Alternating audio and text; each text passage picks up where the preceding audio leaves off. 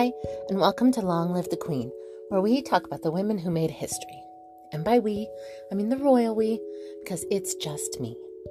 This week, our subject is Cecily Neville.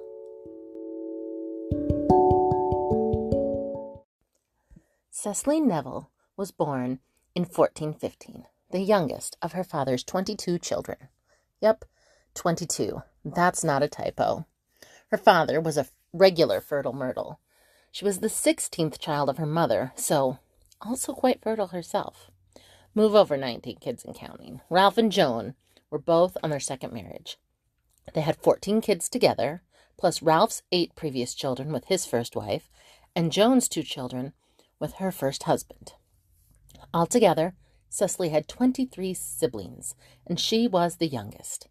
So we can probably assume she didn't get a whole lot of one-on-one attention from her parents, but she was the youngest, so it probably helped that a new baby didn't immediately replace her as the baby of the family.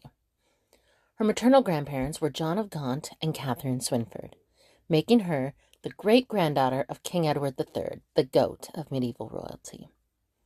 Before her birth, her parents were originally supporters of Richard II. Cecily's mother was the cousin of the king, but when Henry Bolingbroke came back to become king, they pivoted to his side because he was Cecily's mother's brother. The new King Henry IV was Cecily's uncle.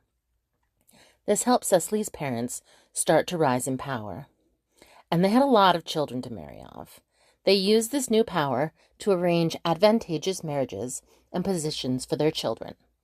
A large family needing so many marriages created some tension with the other nobles. There were only so many noble marriages to go around. Cecily's father even bought some wardships from the crown in order to marry some wards off to his own children, meaning he would negotiate any dowries with himself. The man seemed to be pretty good with money. At the time of her birth, her father was 51 and her mother was 36, and they were a loyal Lancastrian family. When Cecily was about 8, her father went to work, finding her a marriage. She was young, but he was nearly 60, and there were no assurances he had much longer to live. He used his connections with his brother-in-law, the king, to purchase a wardship from the crown. Wards of the crown were noble children that had lost their parents, and sometimes had become nobles themselves. The crown would take up the care and education of these children, but there were a lot of them. The 15th century was a dangerous world, so the crown had a sort of foster care program. Grown nobles could buy wardships from the king. If the king agreed, the ward would go and live in the new noble's home and be raised and be prepared for future life. The advantage of buying a wardship was that this new little lord or lady would, in theory, grow up to be loyal to you, and they would grow up to be also fairly powerful. For Cecily's father, the benefit would be the marriages between his wards and his children, meaning he was setting his children up to be powerful lords and ladies as well. Ralph Neville's new ward in 1423 was 13-year-old Richard, Duke of York. Young Richard had lost both of his parents, and he was now the Duke of York. The young Duke's father had been beheaded 8 years earlier for being involved with the Southampton plot against King Henry V. The late Duke is someone we have talked about before. He was the 8-year-old stepson of Joan Holland, and the son of Isabella of Castile, both whom have their own episode, if you need a refresher. This little 8-year-old grew up, plotted against the king, and lost his head. So now, his 13-year-old son was living in the household of Cecily's parents, Ralph and Joan. The very next year, the 14-year-old Duke was betrothed to 9-year-old Cecily. He had been made the Duke of York when he was much younger. His father had been executed for plotting against the king, but his older brother had saved that same king's life at the Battle of Agincourt. So Richard, although the son of a traitor, was also seen as redeemable if he was raised properly. And that was Ralph Neville's job, to raise a loyal Lancastrian duke. He only had a couple of years to do that, because he died in 1425 at the age of 61. His death started a family feud. The problem was that of Ralph's 8 children from his first marriage, known as the senior branch, They were mostly girls. He had 2 sons with his first wife, and one of them was already deceased. Because much of Ralph's inheritance went to his children with his second wife, or the cadet branch of his family, this created some tension. A feud between the senior and cadet branches of the Neville family. All of this was done legally, but outside of the custom for the time. In theory, everything would have gone to the son of his oldest son. It was seen as unfair that the cadet branch inherited so much.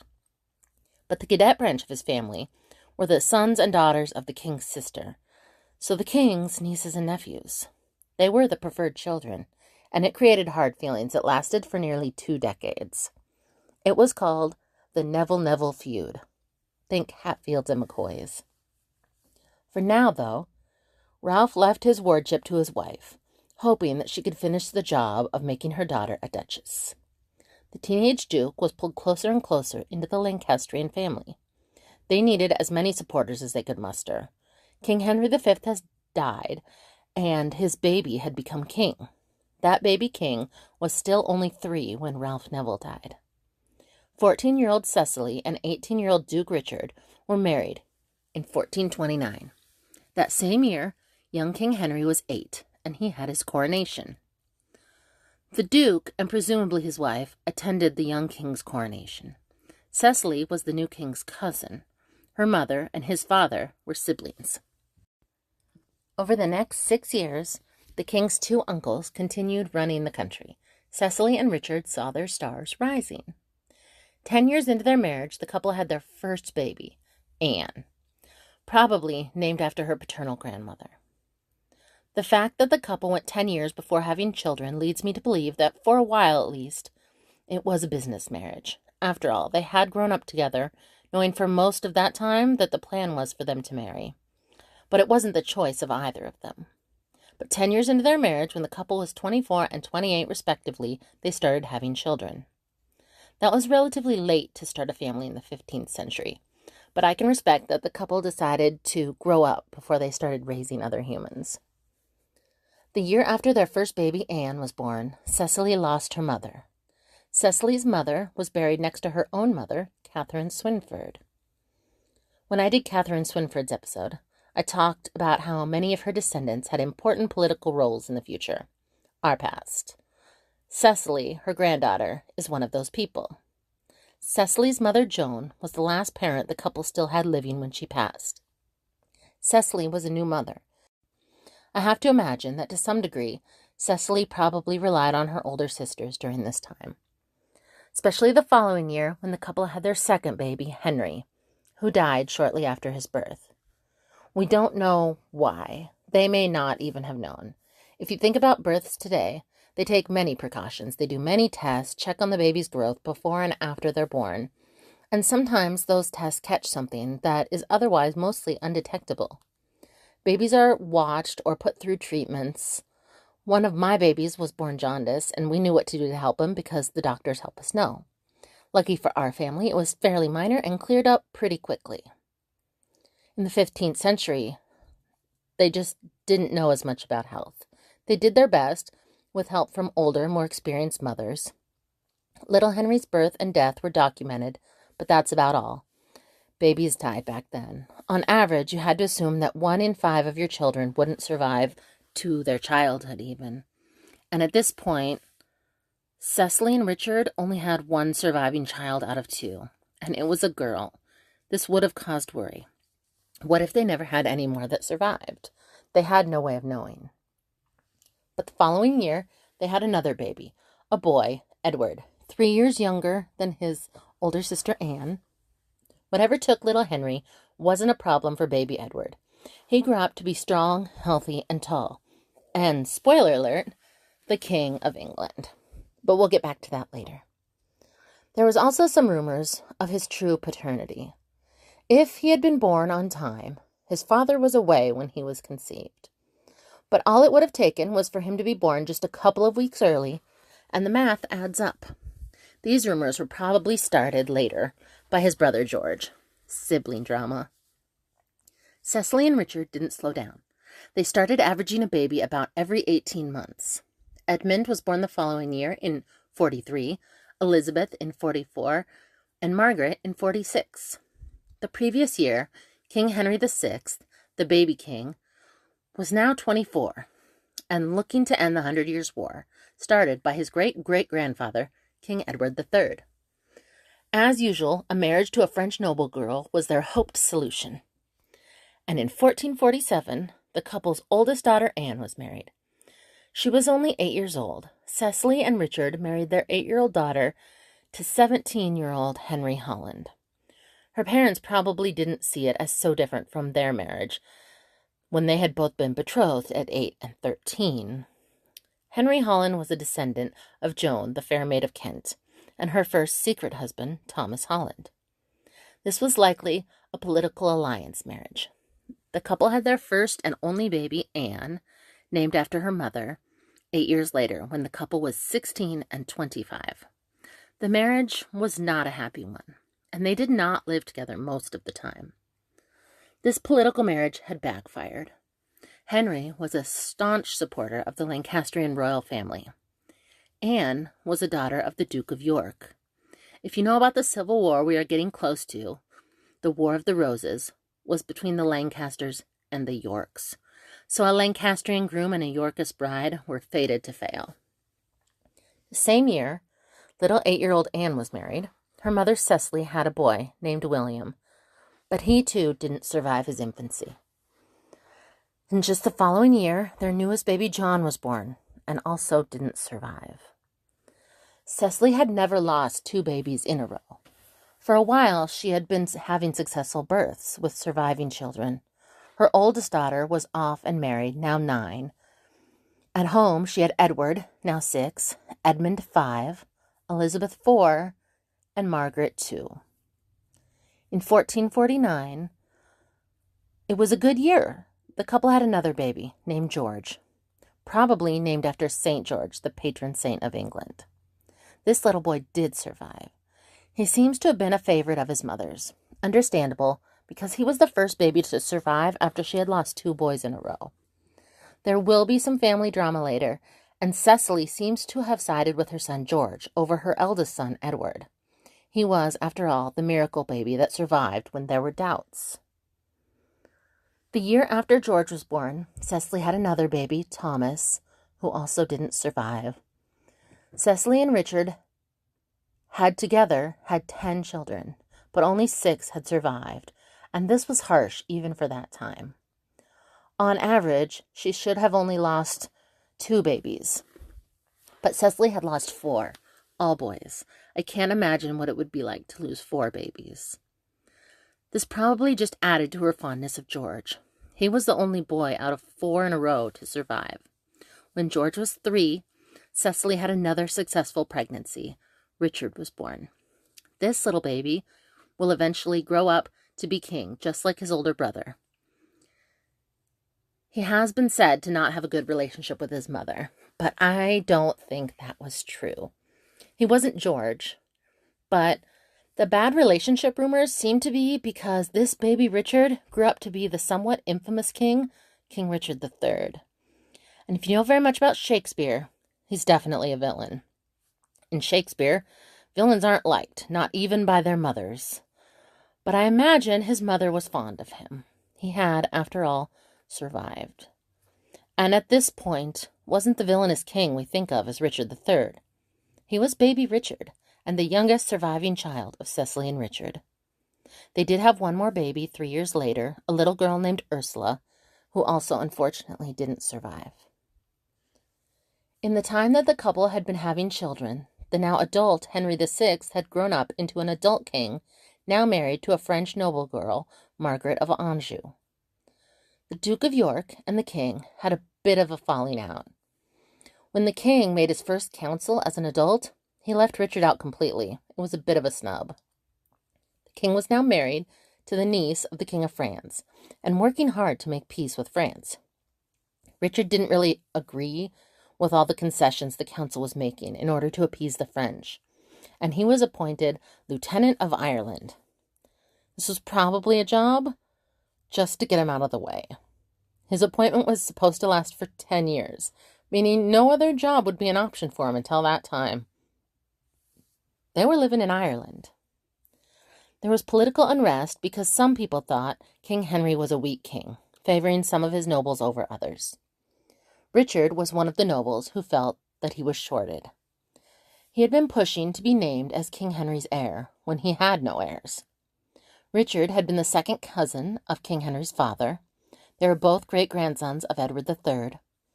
The country was at a boiling point, an uneasy peace. Richard still claimed he was loyal to the king, but he was putting up quite the fight, and the king didn't really trust him.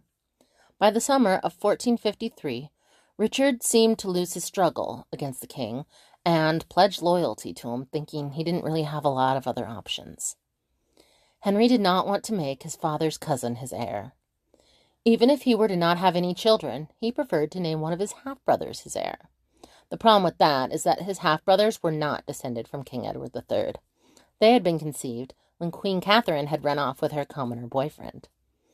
Though he had made his half-brothers earls in the meantime, so their father was a commoner, but their mother was a French princess, and they were noble. This didn't really sit well with a lot of the other nobles. Richard, Duke of York, had at this point, lost his appointment as the Lieutenant of Ireland. Although I don't think he was too broken up about it. It wasn't his favorite appointment. But it had been better than no appointment at all. The king seemed to be sidelining him. This was when King Henry VI was given some very bad news. The French were winning the war, and all the English troops had been expelled from France. King Henry seems to have taken after his maternal grandfather, Charles the Mad. With this bad news, the king became completely unresponsive, unable to speak, and had to be led from the room. Like his grandfather, he was starting to experience breaks from reality. And the bad news didn't help. The king had suffered a catastrophic mental breakdown. The queen was at this time several months pregnant with her first child. Henry's own father had left for war, while his wife was newly pregnant. Now his wife was alone for very different reasons. The king's state lasted for over a year, nearly a year and a half.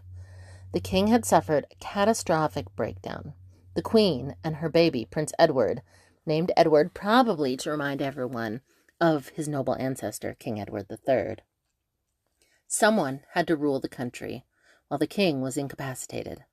Richard, Duke of York, argued that it should be him. He was, after all, the lead noble in the whole realm. Queen Margaret vehemently disagreed.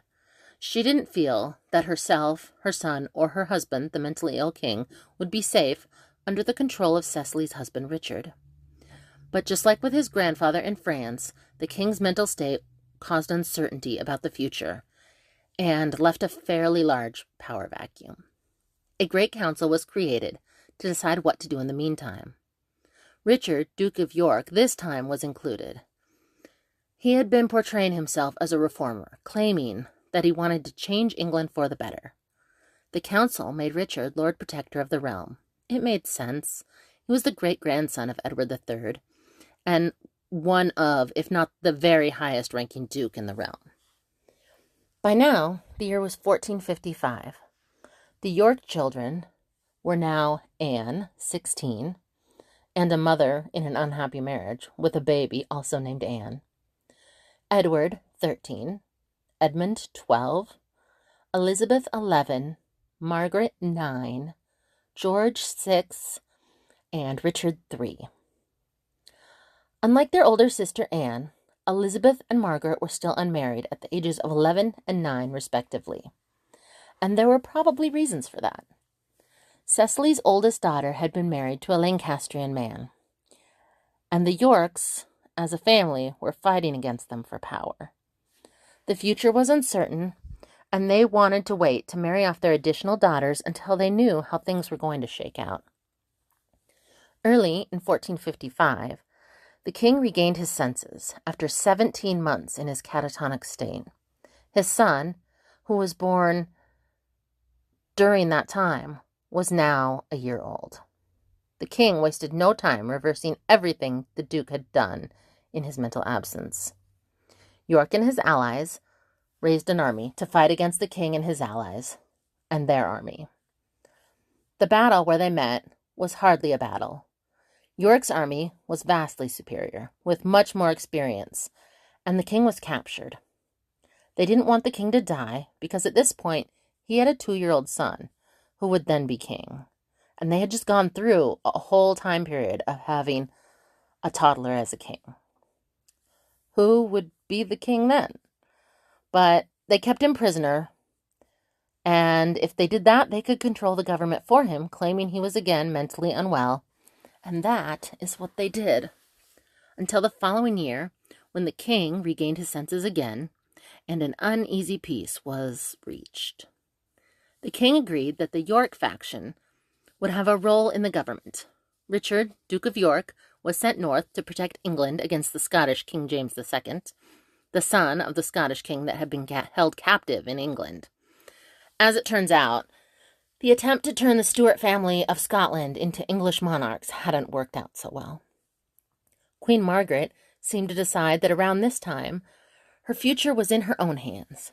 She decided she would be the one influencing her husband and keeping control when he had one of his mental breaks. In 1359, a great council was called. Richard, Duke of York, and his allies refused to attend, concerned that they would be captured, arrested, or killed. Parliament was discussing what to do about the rebellious nobles. Cecily arrived to plead for her husband. She attempted to get the king to agree to pardon her husband if he showed up within the next week. The king refused, and the Duke of York's lands and titles were taken away. Cecily received a small yearly stipend to care for herself and her children, but not enough for her husband to buy an army or more power. Civil war then broke out. This civil war we call the War of the Roses, but at the time it was known as the Cousins' War. Some of the York army refused to fight against their king. They were loyalists. The rebels were then forced to flee.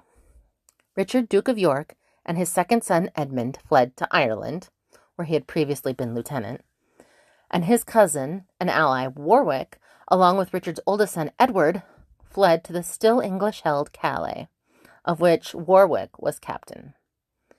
Cecily, along with her 2 youngest sons, George, 10, and Richard, 7, were captured and imprisoned. Their sisters were all married now and in their own households. Cecily had to feel a bit alone during this time in captivity with her 2 youngest sons, but she would have blamed King Henry and the Lancastrians for the spot she was put in, not her husband and his allies for rebelling. Cecily's husband fleeing to Ireland helped their cause. Ireland backed him with both money and troops. His ally and cousin Warwick fleeing also helped their cause. They now controlled the English Channel, and they used all of their naval dominance to spread pro-Yorkist propaganda. The story that they were spreading was that they were absolutely loyal to the king, and it was his advisors that the Yorkists had a problem with. The truth is probably that they thought the king's advisors were controlling him,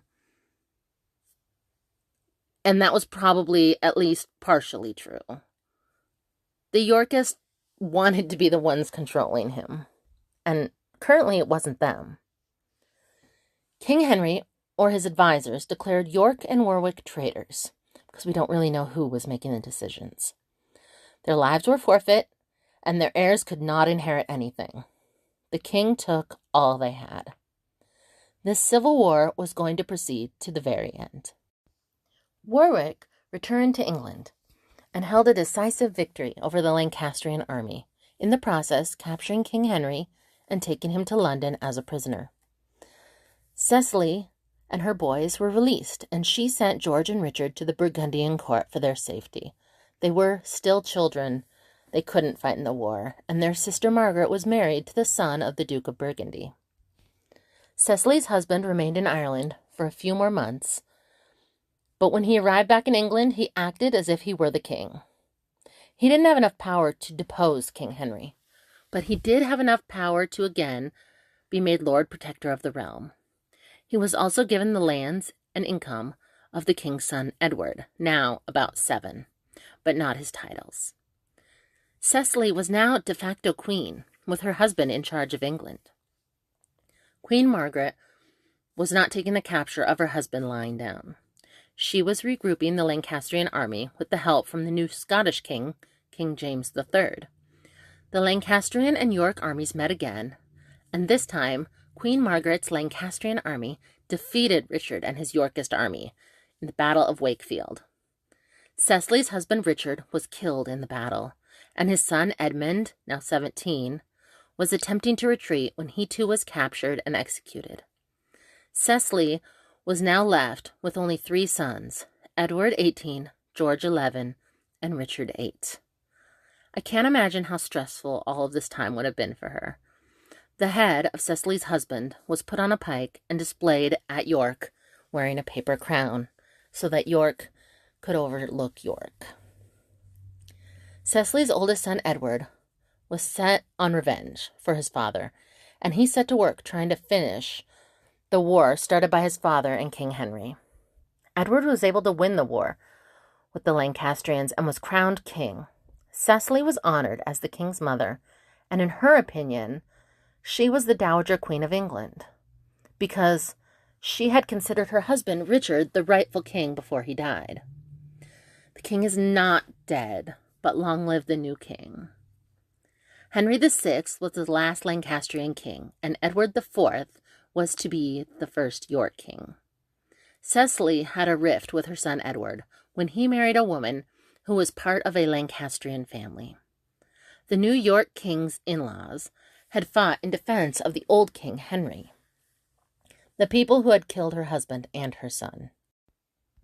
About 5 years later, Warwick, the ally of King Edward's father, along with King Edward's brother George, now 20, rebelled against King Edward, claiming that he was a bastard and not the true son of Richard, Duke of York.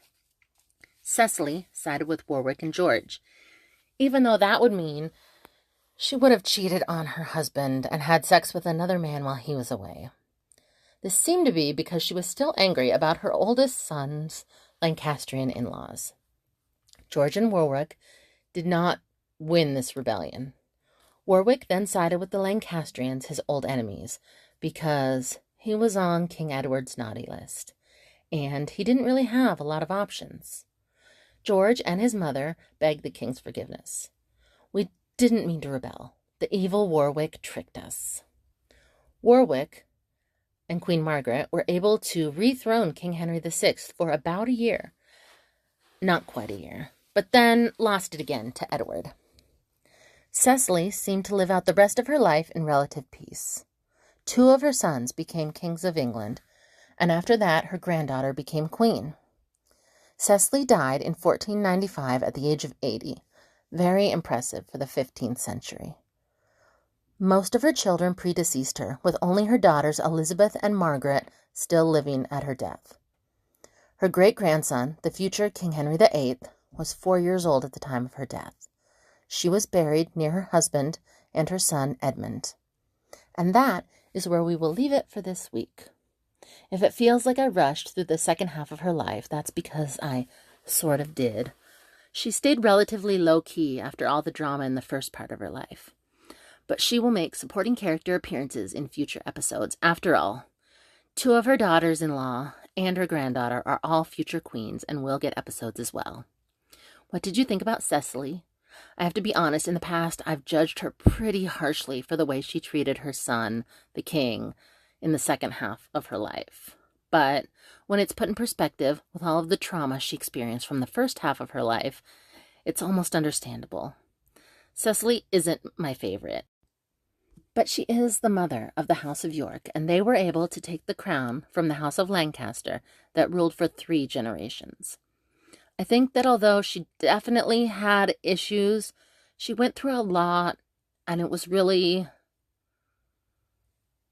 impressive that she held it together.